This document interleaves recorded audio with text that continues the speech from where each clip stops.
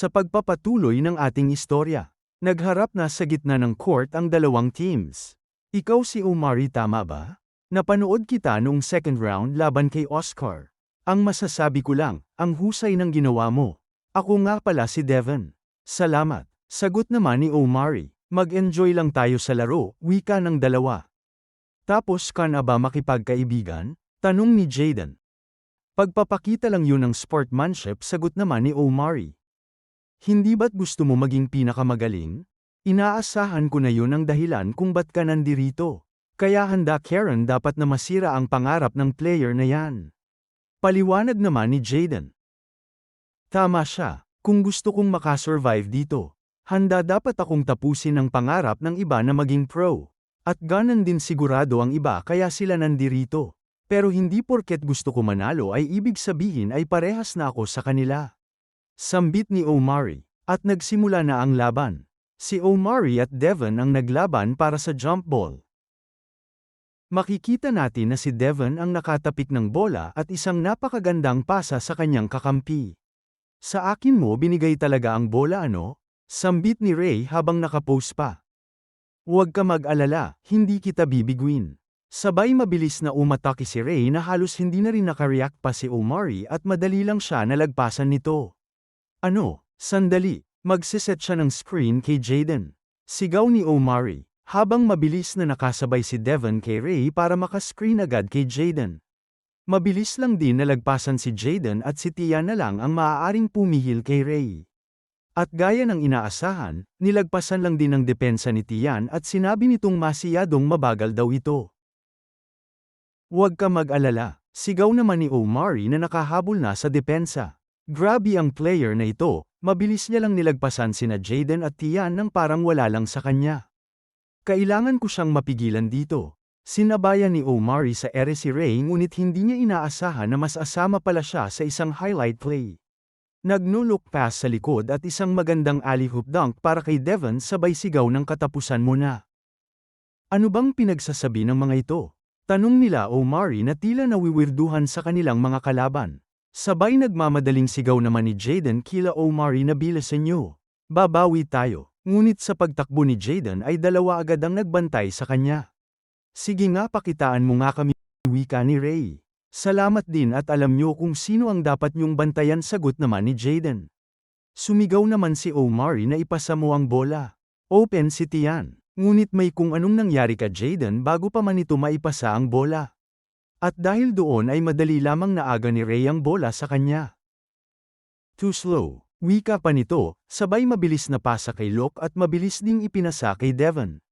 Napakabilis ng transition play ng tatlo mula sa depensa papuntang opensa. Sabay isang perimeter jump shot, at score muli para kay Devon. 4-0 na ang score at tila wala pa ring sagot sa offense at defense sila Omari. Nagpatuloy ang laro, at gaya ng inaasahan ay parehong play na naman ang ginawa nila kay Jaden. Bakit kaya nila dino-double team si Jaden? Dahil ba alam nilang mas mahusay siya mag-shoot kaysa sa amin? At dahil mas maiksi ang oras, kailangan namin bilisan ang pagpasa ng bola. At sa pag-double team nila kay Jaden inaasahan nilang mapigilan nila ang pag-atake naman ni Tian. Sandali, hindi ba ganoon kagaling magdala ng bola si Jaden? Hindi siguro, malamang sa second round pa lang hindi na siya nakapasa kung mahina siya sa dribbling.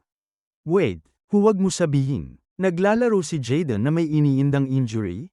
Pakiworry ni Omari habang si Jaden naman ay napaupo sa court at tuluyan ang iniwanan ng kalaban. Flashback muna tayo sa nakaraang regional finals. Tumira na naman ng 3 si Jaden. Talagang mainit ang kamay ng batang ito. Sigaw ng commentator. Kung ipagpapatuloy natin ito siguradong tayo ang mananalo sa regionals, malaki ang lamang natin sa kalaban pero kaya pa natin silang tambakan pa, wika ng kakampi ni Jaden. Di ba ang target natin ay manalo sa nationals, di ba? So ipasa mo lang sa akin ang bola at tutuparin ko ang pangarap natin, sagot naman ni Jaden. Loko ka talaga, bilang captain mo, dapat disiplinahin kita, pero makakapaghintay yan mamaya, gawin na natin ito Jaden. Wika ng captain. At sa mabilis na pag-atake ng kalaban, laking pagtataka ni Jaden na hindi ito bumabagal at mabilis na dumidiretso papunta sa kanya. At sinadya siya nitong dumugin para saktan. Bumagsak si Jaden at hindi pa rito natatapos ang ginawa sa kanya. Sinadiyang bagsakan ng siko si Jaden sa kanyang mga paaresulta para hindi siya makapaglaro at dalhin sa ospital. Ayon dito sa result, ikaw ay may torn Achilles at medyo seryosong injury ito Jaden, pero sa proper rest at irekomenda kong physical therapist, lahat ay maaring bumalik sa normal paliwanag ng doktor. Paano naman ang paglalaro ko ng basketball? Kailan ako makakabalik sa team ko? Tanong naman ni Jaden. Ang problema kasi sa na-damage mong tendons ay medyo permanente na.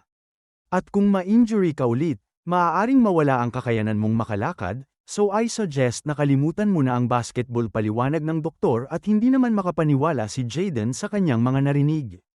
Habang nasa ospital si Jaden ay nakatanggap siya ng tawag at ito'y galing sa kanyang team captain. Oy Mike, sorry, hindi ko nasagot ang mga tawag mo at kagagaling ko lang sa surgery. Kamusta nga pala ang naging laro? Nanalo ba tayo? Tanong ni Jaden. Natalo tayo. Promise ginawa namin ang lahat ng makakaya namin. Pero mukhang kailangan ka talaga namin para manalo. O paano? Mukhang dito na magtatapos ang season natin.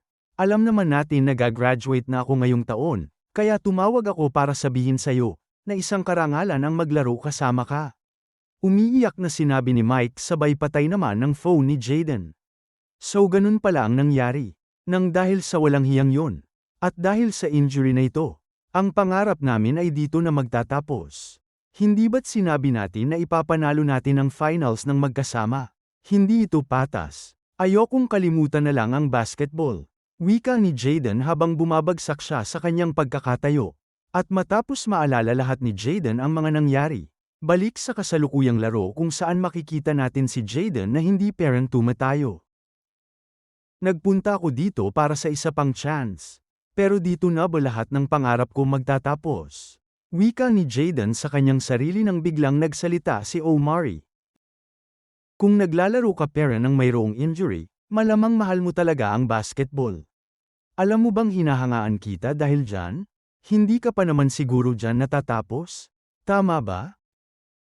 At sinong nagsabing dito na ako susuko? Hindi pa ko dito natatapos. Sagot naman ni Jaden kasabay ng pag-abot ni Omari ng kanyang kamay. Nakapagdesisyon na ako, itataya ko lahat para sa pangarap ko. Ipasa mo lang sa ulit sa akin ang bola sa isa pang pagkakataon, at papatunayan ko, na dadalhin ko ang team ko sa highest level ng basketball na kahit ang mundo ay hindi makakalimutan, wika ni Jaden na mukhang uminit na sa mga pangyayari.